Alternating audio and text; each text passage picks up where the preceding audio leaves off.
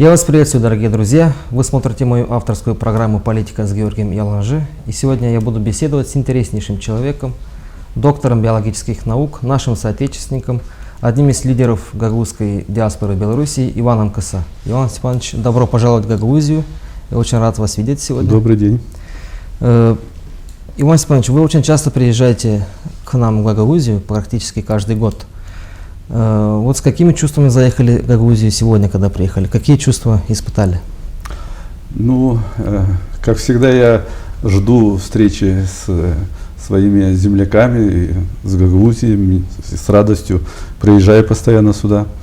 Эта поездка моя была связана чисто с деловыми моими планами. Вот, есть ряд переговоров здесь и так далее.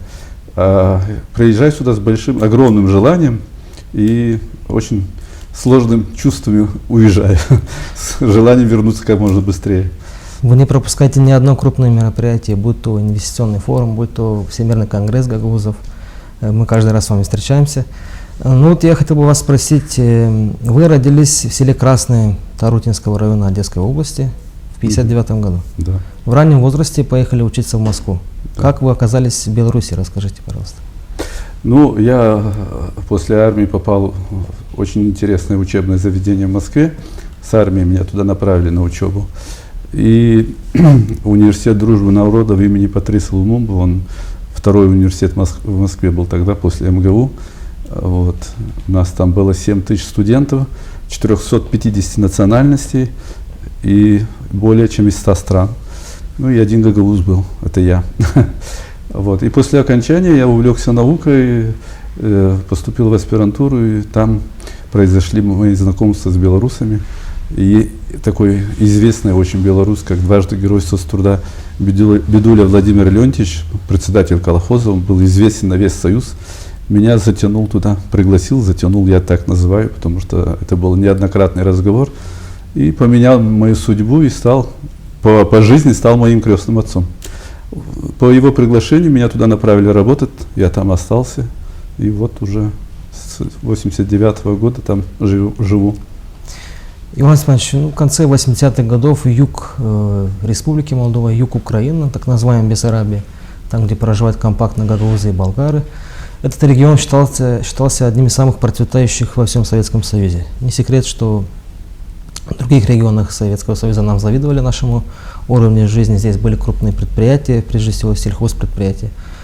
Когда вы сегодня приезжаете на свою родину, есть отличия, что вы думаете о нынешнем положении? Тяжелое ощущение и нелегкий вопрос, конечно, с теми временами, когда Молдавия, Одесская область, Молдавия процветала, большая разница. И особенно для нас, кто живет в Беларуси, потому что у нас в Беларуси все-таки сохранилось все то, что было положительное и хорошее сделано в советское время. Крупные хозяйства сохранились, крупные предприятия сохранились. Вот, поэтому в этом отношении ощущения такие очень сложные, потому что крупные предприятия здесь практически с тех времен их единицы остались.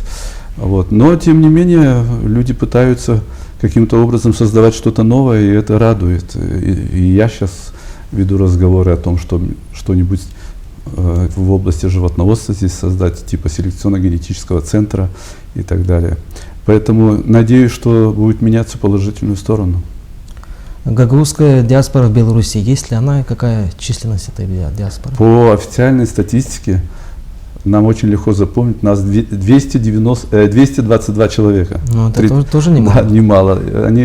Это по официальной. Я думаю, что больше, потому что это старая информация. Но люди разбросаны по всей Беларуси, поэтому мы очень слабо друг друга знаем, слабо поддерживаем информацию. Но вот в Минске человек 15-20 есть, мы периодически встречаемся, общаемся. К сожалению, не так часто, как хотелось бы. Вот, но много, очень плотные связи семейные у многих с Гагаузией.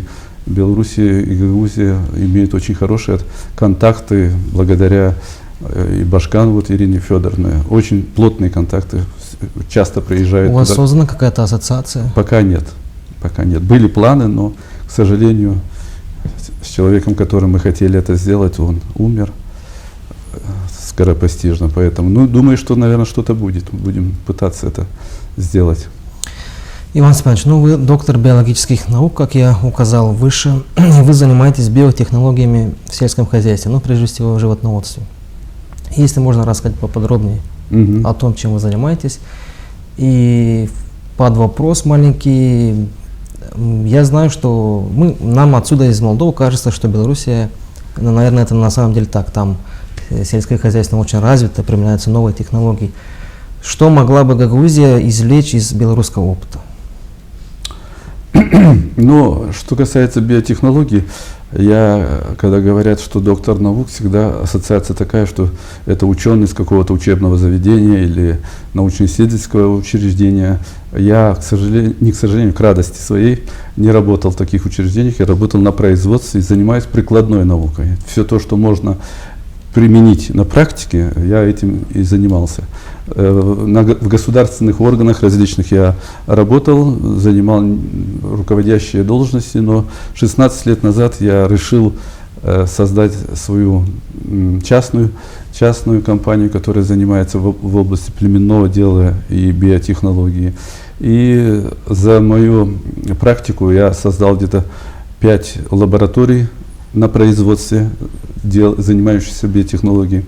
И мы применяем очень современные, новые, инновационные технологии на производстве. Мы занимаемся трансплантацией эмбрионов, мы получаем эмбрионы животных крупного рогатого скота от выдающихся животных, коров в частности, которые дают там по 50-60 литров молока. У нас там есть своя ферма, она принадлежит 100% мне. И на этой ферме, вот у нас сейчас корова-рекордсменка 61 литр дает. Задача наша какая? От нее как можно больше получить дочерей и их размножать более широко, чтобы стада были высокопродуктивные. И вот этим я занимаюсь по всей Белоруссии. Помогаем там хозяйствам, которые доят и 10 тысяч литров на корову. И, к сожалению, в Молдавии таких хозяйств практически нет. Вот есть одно в Тамае, это уровень очень высокий. И радуюсь. Вы там были? Я был лет 5 назад, и, возможно, сегодня буду. Вот, там около 200 коров, там они будут расширяться. И я хочу сказать, что это очень высокий уровень, очень высокий. Жаль, что только такая ферма, только одна на юге Молдавии. Мы, занимаясь этими технологиями, получаем выдающихся животных и на уровне ДНК расшифровываем будущее животного. Когда теленка мы получаем, он родился, и не ждем 2-3 года, пока он вырастет, начнет производить молоко, потомство. Когда он родился, мы берем часть ткани и отправляем, волос с луковицей, отправляем в Америку и на уровне ДНК расшифровываем, что это животное может производить в взрослом возрасте. И таким образом опережаем события и селекционируем таких животных и так далее. Вот в этом плане мы могли бы быть полезны Гагаузии, допустим, эмбрионы привозить сюда, создавать какие-то такие стада, где... Я надеюсь, что кто-то появится, кто этим очень интересуется, и мы будем... То есть 60 литров молока с одной коровы в Гагаузии, это, вы думаете, реально, вы считаете? Я думаю, что у вас в Тамае такие коровы уже есть. Просто люди очень скромно себя ведут и не рассказывают. Но они привезенные. А надо, чтобы они здесь у вас родились, свои были, да, эти с Голландии привезены галштины. Вот. Это реально, абсолютно реально. 60 литров это не предел. Это абсолютно не предел. 80 литров. Причем 2 раза доят эту корову, которая дает 60 литров в день. 30 литров утром, 30 литров вечером. Мы с вами познакомились в 2009 году, и тогда вы стали автором 2 фильмов о гагаузах Бразилии. Скажите, пожалуйста, как у вас возникла такая идея? Потому что до этого нигде не писали, не рассказывали о том, как наши соотечественники были вынуждены отправиться в Латинскую Америку. Но я скажу, что я с молоду интересуюсь своим народом, его люблю, и язык люблю, и поэтому для меня это не безразлично, для меня это очень важно. И в 25-26 году была волна переселения гагаузов и болгар с Бессарабии в Бразилию, и моя бабушка, сестра бабушки и бабушка, они уехали туда, в Бразилию. Ну и контакты впоследствии потерялись. И мы решили их найти. Были поиски долгие. Вот, нашли, поехали туда и попытались найти других гагаузов, про них рассказать. И столкнулись с тем, что еще раз я убедился, что гагаузы непростой народ, это очень народ продвинутый, можно так сказать, потому что гагаузы, приехавшие в Бразилию, они очень успешные были. Их обманули, им обещали дать там землю не дали, они использовали их как рабочую силу на плантациях кофейных, но те, которые работали на кофейных плантациях, они так работали, что они заработанные деньги пускали на то, что приобретали землю, становились сами землевладельцами, потом есть гагаузы, которые построили целые кварталы городов, в честь них названы улицы, Дьякова, допустим, семья Дьяковых с Кирытлунги, вот, и Колпакчи, семья, там, мои родственники тоже не последние люди, там, работают в крупных компаниях. Вот это интересно было, и мы поэтому поехали, и когда уже я столкнулся с этими гагаузами, хотелось поделиться. Я не специалист в области производства каких-то видеофильмов, ну, любительский такой, не очень высокого качества сделал для того, чтобы показать здесь людям. Но написал книгу, второй раз я поехал туда со своим сыном, к сожалению, потом мой сын умер. И эта книга лежала 5 лет, а теперь вот все-таки немножко улеглось в душе. Я хочу эту книгу издать. Надеюсь, там будет более подробно рассказано. Не надеюсь, я уже знаю, что там я описал это все про гагаузов Бразилии. Я думаю, что гагаузам здесь будет интересно это узнать. Это доказательство того, что гагаузы в любой среде себя проявляют и очень хорошо.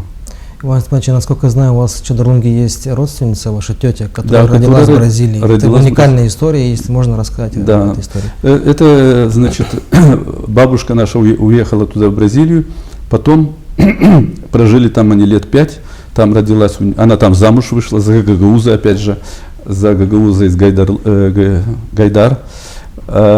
И у них там дочка родилась, это вот эта моя тетя, Жим, фамилия их, на Чодорлунге живет всю жизнь. И в 3-летнем возрасте они вернулись обратно, а дедушка там остался. Ну, он не дедушка, но муж ее остался там. Потом границу закрыли, он не вернулся, он остался там. Она создала здесь семью, он создал там семью. И вот эта тетя наша в 3-летнем возрасте приехала с Бразилии. Она когда здесь спрашивали, вот у нее сейчас правнучка есть, и она, правнучка ее спрашивает: бабушка, это правда, что ты родилась в Бразилии? Да, я родилась в Сан-Паулу. Она так гордо об этом говорит. Ну вот, всю жизнь она прожила в Чодорлунге, 17 лет вышла замуж, и когда вернулись, прожила здесь. Родня осталась там, и связей никаких, я их сейчас нашел. Через 80 лет она может пообщаться со своим дядей, ее еще жив. Они по-гагаузски общаются? Нет, к сожалению, они в Бразилии понимают по-гагаузски, но уже не говорят. Ее дядя старше ее на 3 года, дядя, и он жив еще. И это очень близкие родственники, как понимаете. Ну и сестры по отцу все живы, там 5 сестер есть. В Бразилии живет. Иван Степанович, мы привыкли говорить о том, что население Гагаузии составляет 150 тысяч.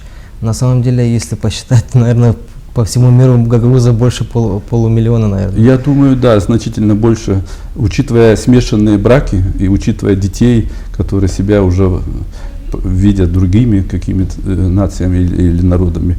Я думаю, да, 500 000 будет, наверное. Я очень внимательно слежу за событиями, которые происходят в нашем соседнем государстве, на Украине. Прежде всего, потому что там проживает 40 тысяч наших гагаузов. Ну вот на Украине завершились президентские выборы, на которых убедительную победу одержал Владимир Зеленский. Но что меня заинтересовало, это то, что на первом туре выборов жители гагаузских населенных пунктов Украины, в Одесской области, допустим, голосовали не за Порошенко, не за Тимошенко, не за Зеленского, а за кандидата Юрия Бойко. Как вы думаете, почему так все-таки происходит? Ну, это связь с Россией, в первую очередь. Это ностальгия по Союзу. И Одесская область – это русскоязычный регион. Поэтому там у людей больше склонность к России, они тянутся к России. Это у гагаузов не отнимешь, поэтому гагаузы украинские не отличаются от молдавских, они тоже тянутся к России, поэтому за Бойко. Как вы отнеслись к церковному расколу, который произошел? Не очень положительно. Я думаю, что где есть вера, религия, туда не должны политики вмешиваться. А там было вмешательство президента украинского очень сильное, это неправильно. Это на мой взгляд. Я уверен, что вы следите за ситуацией, которая происходит в гагаузской автономии. Есть такое выражение, что издалека видно все. Вот какое у вас представление о социально-экономическом положении Гагаузии и что вы думаете о предстоящих выборах Башкана, которые будут 30 июня? Я слежу, я в интернете постоянно новости читаю, наблюдаю и за личностями, персонами, и за политиками, насколько это возможно, переживаю за Гагаузию. И думаю, что Гагаузия очень динамично сейчас развивается. Последние несколько, 4-5 лет развитие ощутимо. Я приезжаю сюда, я вижу каждый раз изменения в положительную сторону. И по дорогам, и по строениям, и по бизнесу. Видно, что меняется в положительную сторону. И думаю, что даже в Молдавии Гагаузия развивается более динамично. Это нас радует. Вот. Но то, что не совсем стабильно в политическом плане, конечно, это печально. Но я думаю, что это тоже надо пережить. Надо время, чтобы люди понимали ту ситуацию, которая есть, что она не всегда на благо идет. Я склонен считать, что башкирские выборы пройдут, стабильно все станет и будет все нормально.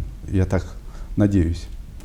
Может быть, чего-то я не знаю, потому что я все-таки не в этой среде нахожусь. Со стороны смотрю, но тем не менее оптимистично смотрю. Иван Степанович, вы прошли путь от молодого специалиста сельхозпредприятия до предпринимателя.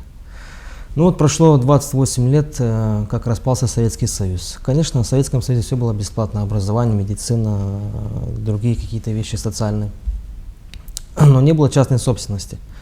Прошло 28 лет. Исходя из собственного опыта, вы можете сказать, когда было лучше, тогда или сейчас? Вопрос непростой, да? Неожиданный даже, особенно нам, кто живет, сказать плюсы и особенно нам, кто живет в Беларуси, потому что наша страна идет по своему пути, и в этом есть свои положительные моменты, они очень серьезные.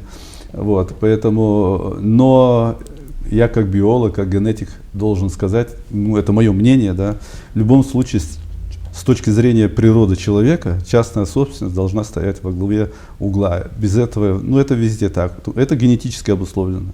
Человек так сложен. Поэтому неизбежно и Белоруссия пойдет по этому пути. И идет. У нас тоже частная собственность позволительна, законодательство позволяет, и президент наш поддерживает это направление. Но медленно мы, может быть, в этом плане движемся. Но этот путь, он неизбежен. Частная собственность должна быть, и она будет. По-другому быть не может. Я понял вашу позицию. Она не сходится с вашей?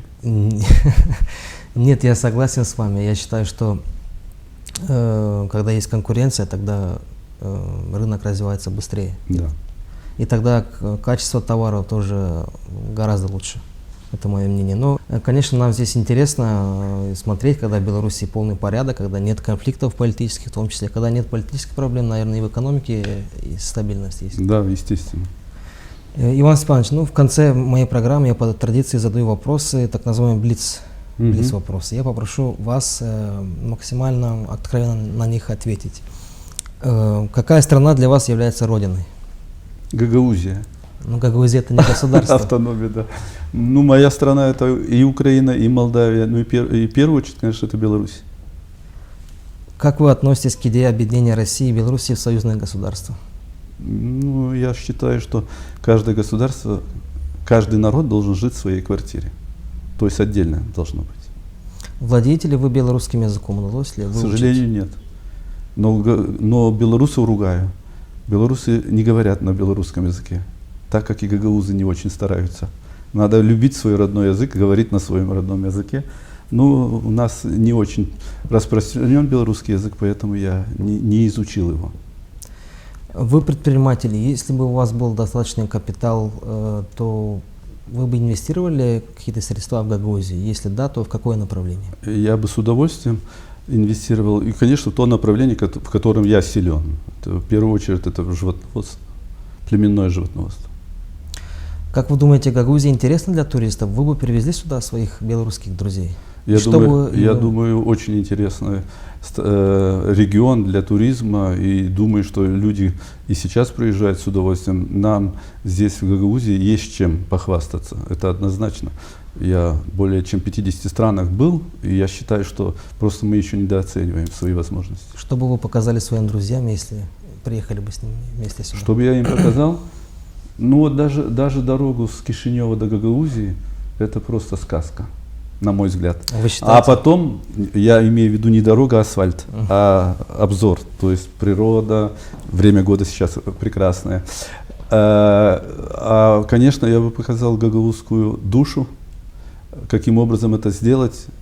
Гагаузы это умеют делать, поэтому есть у меня друзья, коротко не могу ответить, есть у меня друзья, которые с Литвы приезжали сюда на велосипеде делали такой тур, и они всю жизнь, уже 30 лет рассказывают про это, потому что впечатление у них осталось на 30 лет. Вот этого и литовца я когда-нибудь привезу, он расскажет про это, как гагаузы умеют принимать. Иван Степанович, спасибо большое за интервью.